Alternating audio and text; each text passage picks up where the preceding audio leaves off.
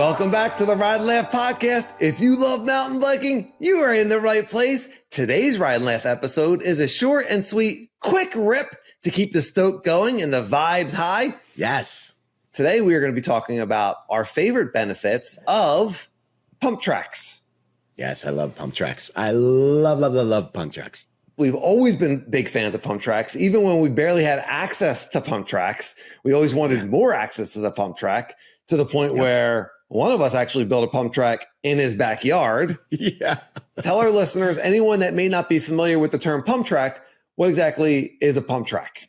Oh, you're going to have me describe it? Did we already go over the fact that I'm a terrible explainer of things? I will do my best. I'm the host. I get to pick who describes it. If I describe it, then I feel like I'm talking the whole time. You got to do something here. I can't carry the whole thing. All right. I would say if I had to describe a pump track is some kind of a loop that you ride a bike on without pedaling. Terrible. Oh, come on. Give me a chance here. Yes. I was on it. Yes. Some kind of a loop. It's got to be a loop, either a figure eight of some kind of a loop where you are just going around, and the idea is you don't pedal. So you're using the bike and your body to create motion and moving forwardness. How do you say moving forwardness? Good momentum. Lord, Danny, take over. Yes, thank you, momentum. And why don't we start over? Let's start over. You be the host, and you ask me what a pump track is. Dan, please describe what a pump track is. Oh, okay. Absolutely. A pump track would be some sort of a loop. Usually it's a figure eight. It's going to have a series of berms and bumps in it, and you are pumping the track. So you're without pedaling, you are using the momentum of the up and down motion in between the berms and the bumps to create your forward momentum. So as you go up over a bump, you're getting light, and then you're getting heavy in the bottom, and that's creating momentum. And so you're never actually pedaling. You're just pumping your body weight through the loop. Bumps. What did you call it? Some sort of loop? Yeah. We've fallen into this before. What do we call them? We've called them bumps, and then we've called them humps. The humps got us in a lot of trouble. That got us. Yeah, but it's definitely not a bump. It's a hump. It's definitely a hump. Yeah. Yes, for sure. Okay. Yeah. You got to pump the hump. You got to pump the hump. Oh, that sounds good. No, that sounds bad. That sounds bad. Definitely top things that are not Ride and Laugh t-shirts. I'm going to say pump the hump is definitely. Hump. Oh, I would totally buy that shirt. I would totally buy that shirt. Yes. Pump the hump. Yes. It sounds like something that you would buy if you were like into hunchbacks.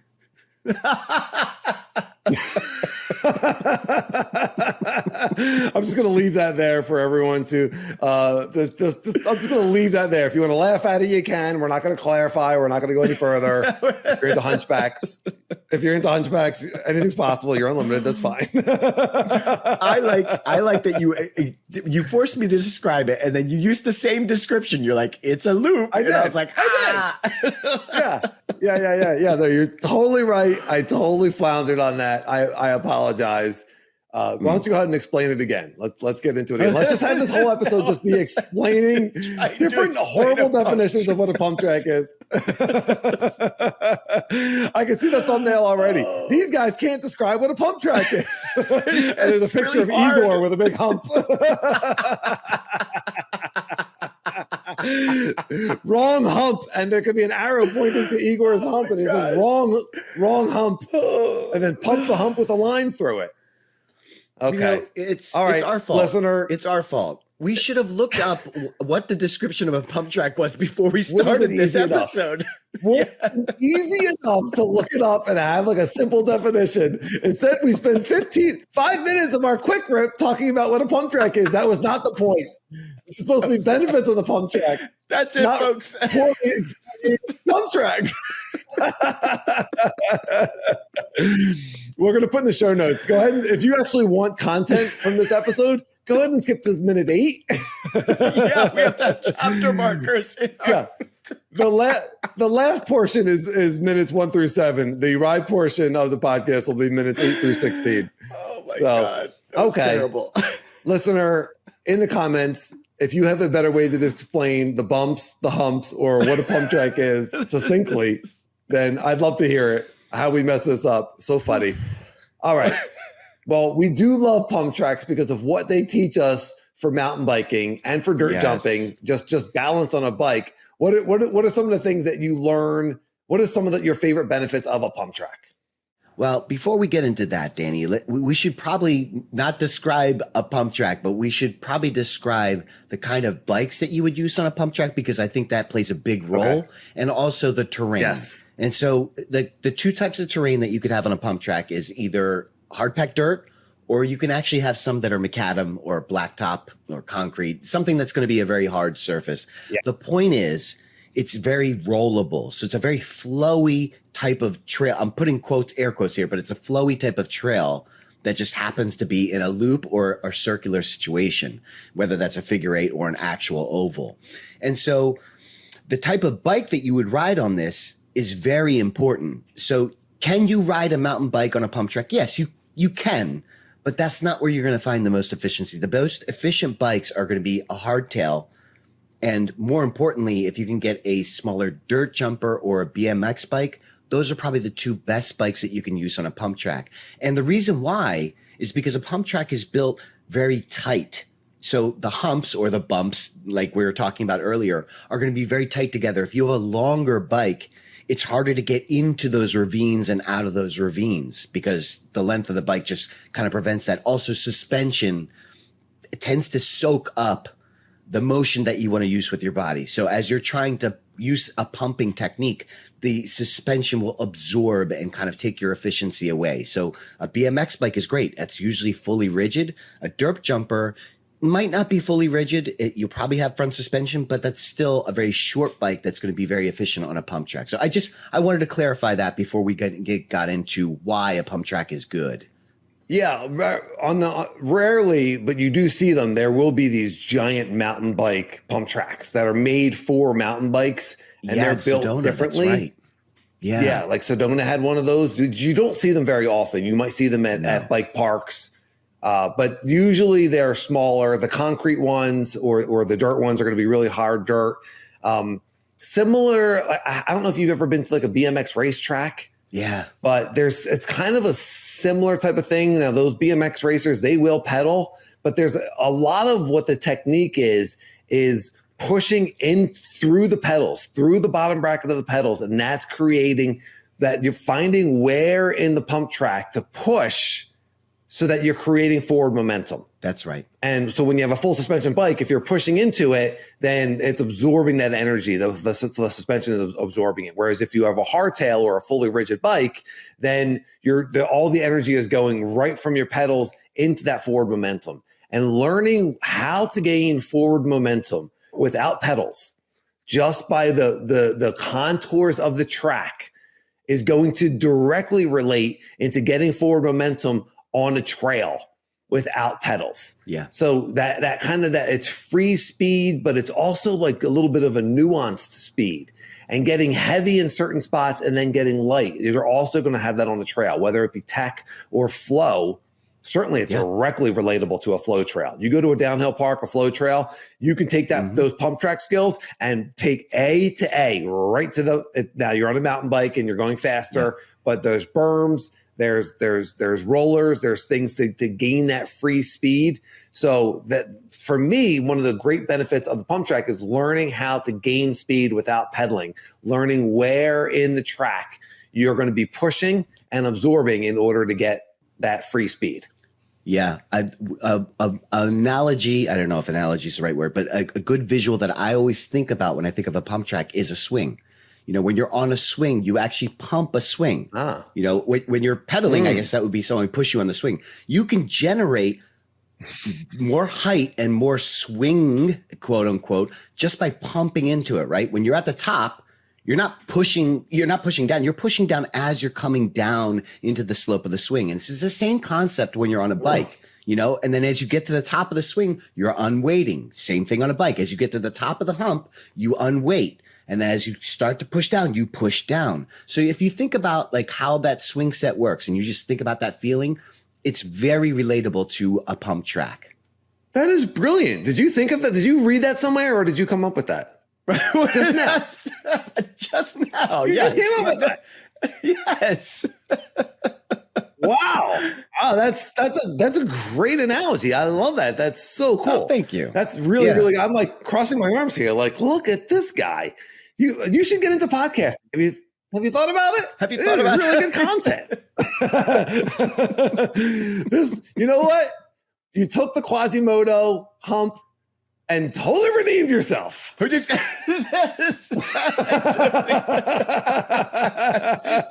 when we thought. Fantastic. I totally redeemed. That's great. I love the swing. Another great thing I think about the pump track. So there's learning where to get that energy, which just like on a swing, you figure it out. The swing is easy because it's fixed. The pump track's constantly changing. Yeah. The pump tracks are usually very tight. You're on a smaller bike. They're in a smaller space. You absolutely, in order to be able to ride safely and fun on these things, you have to keep your eyes up. Like you get not just your eyes up. You usually got your, I'm raising my head away from the microphone, but you usually have your head like kind of cranked up a little bit. Like you've got to see as far ahead as possible in order to keep your speed and be able to commit to some of these high berms and getting really just like staying on point. You have to have your eyes up, and that's so important in mountain biking. Yeah, I would say if you want to figure out the technique for the pump track, like the actual body technique, it's heavy through the feet as you come to the bottom of the valley. So you're pushing your whole, like from your rear end down through your heels into the valley of the hump. As you're coming up, now you're raising up with your upper body. So it's really a full body. And this is the thing, when you watch someone that's good at a pump track, and a great example of this, if you watch the pump track races, I think Crankworks has the pump track races. Yes. If you watch those guys and gals, their whole body is working it, and they're using their upper body and lower body. It's a timing issue. Like you don't want to be pushing with your feet into the top side of the hump. That's the part where you're raising up with your arms. And then as you push down, as you come down the bottom side of the hump, you're pushing with your arms, and then you transition to the feet. So you're transferring the weight from your arms to the feet. And so then you get that rowing motion. And the biggest issue that I see with people that start with a pump track is they think it ends with the humps, and it doesn't. That same technique gets translated into the berms. And when you figure out how to do that, you can actually use the berm to pick up more speed. So the berm isn't like, oh, this is my time to relax. There's no relaxing. When you watch someone that's like really into pump tracking, they are treating the berm as part of the hump. And so the way that you do that is the turn of the berm. It's a sideways hole. That's right. The turn of the berm is the valley. So if you look at the entrance of the berm is the top of the hump, and the apex of the berm would be the valley so you are pumping as you come in, and then pushing through your heels as you get to the apex, and then letting loose as you're coming out. And you're going to know very quickly when you're riding a pump track if your weight is not perfectly centered. Because if you're moving a little bit too far back, like I've had the habit of doing in the past, you're going to feel the bike is leading you. And when you decide that you want to be in control and you're perfectly centered and maybe even a little bit forward so that you're the one pushing the bike, you're going to feel the difference. So if you're someone that has had that fear response, like I've talked about in the past, of leaning a little bit too far back on a pump track, you're really going to notice the bike getting out in front of you, and it's not comfortable. And so just shift your weight into the center or a little bit forward and start really driving that bike and really being intentional with the bike and really being in control with the bike. And you're going to notice that on the pump track, and it's going to make you more comfortable in those berms when you're going to be railing them, and it's going to make you more comfortable going over the humps. What about getting a little bit of air or jumps on a pump track? Is that someplace you can practice that as well? So that is not something I can speak to any kind of expertise with. I struggle with getting the bikes up into the air. And this is where I think a dirt jumper actually benefits me personally. But that's not to say that people can't get air on. I've seen plenty of people being able to get air on a BMX bike. I don't feel comfortable with that because I prefer to have a little front suspension. Can you get air on a pump track? Absolutely. You'll hear people throw out the term, you can double this. And basically that means going from one hump or bump to another hump and just skipping over a valley. That's doubling. And I got to tell you, when you watch somebody, a guy or girl, be able to double a hump, it's unbelievable. The amount of control, the amount of speed and push and pull that they can get off of this it's unbelievable. Do I do those things? No. When I go to a pump track, I'm more focused on that technique of pumping, which I like to take to the trail. If I had a pump track closer to me, would I try and work on getting in there? Probably. Like you have that Velo Solutions that's close to you.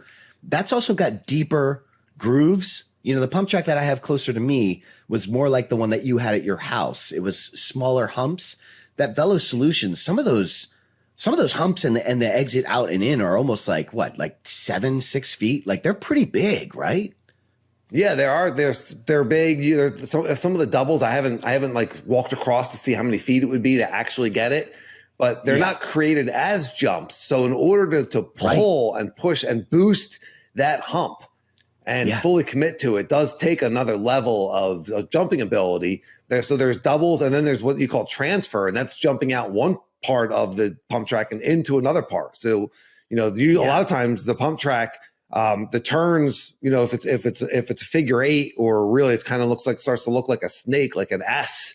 And so you can jump out of the exit of one turn and into the entrance of another turn.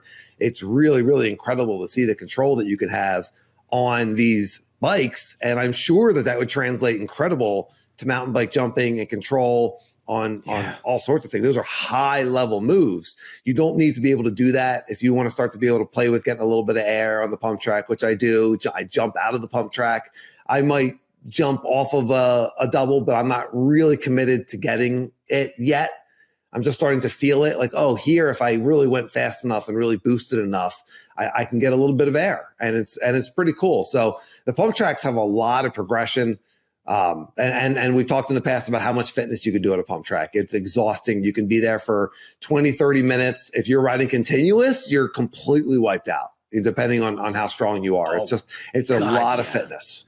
Yeah. Mm-hmm. Yeah. But to me, the fitness, and you're absolutely right, it does wipe you out. That's not the reason why I go to a pump track, because, that kind of a fitness to me isn't so helpful when I get on a trail. I'm not like, I got on the trail and then I pulled 16 miles because I pushed myself on the pump track. It's a different kind of muscle twitch that you're doing in a pump track versus when you're on the trail. What I love about the pump track is getting that quick twitch and working the body. I can instantly translate that to the trail. So it's not more the fitness, but it's more about that motion. And so the next question is, okay, well, how do you take the pump track and use that on the trail? How many times have you seen a rock, a roll down into another spot and you're pedaling? Guess what? If you know how to pump the trail, save yourself from having to pedal. Well, Sage, why wouldn't you want to pedal? When you pedal, you're introducing gears, you're introducing pedal strikes, you're introducing more motion.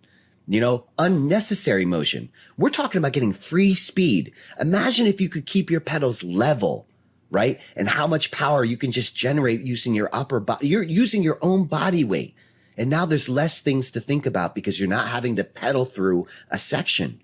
Imagine having a rock garden, and instead of riding through the rock garden, you're able to hit that first rock and clear some of the just by pumping. Right? Or maybe there's a rock in the middle of the body, and now you can pump through that instead of having to pedal through it. There's so many different instances, even at a downhill park. How many berms are there at a downhill park, right? And huge. Yes. And one of the things that I've heard you talk about is, dude, I've hit the pump track this many times this week, and now I feel so much better cornering on the trail because of traction. The faster that you get on the pump track, and usually when you're on a pump track sort of bike, like a DJ or a BMX, you're talking about not much tread. And so what you're doing is you're relying on wading through the turns and pushing this bike into the dirt or concrete, whatever it is. And then now when you get onto a mountain bike that actually has tread, And now you start throwing yourself into these turns and you start working the bike. And you have this additional like knobs. You can really feel it. You can feel the grip. It's unbelievable. And you've been working on your body position so that you're more centered. You have your weight right through your bottom bracket. So you're equally weighting your rear tire and your front tire. And that really unlocks a lot of cornering. And you get that feel for, wait, am I too far back? I know what this feels like from the pump track. I want to be a little bit more forward. And now I'm pushing the bike instead of the bike pushing me or pulling me. And it just feels so much more comfortable. So those are just a few of the many, many benefits of pump tracks. Listener, RideLife1 at Gmail, YouTube comments. What did we miss? What's your favorite part of a pump track? What do you agree with? What do you disagree with? Do you have a pump track? Do you want a pump track? Do you have a place to ride them? What's your favorite bike to ride on a pump track? We're here for it. We love pump tracks. We love mountain biking. Yes? I got one more. You had mentioned doubling. Right. You had doubling. Another thing that you can do on a pump track is you can work on manuals. You ever seen somebody... It's unbelievable when you watch somebody and they just, and what we mean by that is you basically like, you're almost in like a pop-a wheelie where you're just your back tire is like going up and down the hump. Or you can do a nose pivot where you're doing the reverse of that, where you're just using the front of it's unbelievable. The skills and technique that you can get from a pump track. I'm sorry. It just popped into my head and I just wanted to throw that out there. Yeah.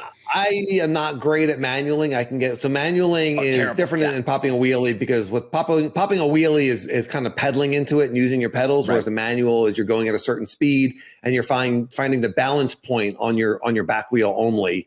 Yeah. And I have heard that it's easier to do on a pump track. It's easier to kind of start to get that front wheel up and find that balance point with the rollers to help you. So if you're interested in the backyard pump track and you live in the Northeast, check out Sean at Sticks and Stones. He's on Instagram, Sticks and Stones Trail Company, or reach out to us if you have any questions.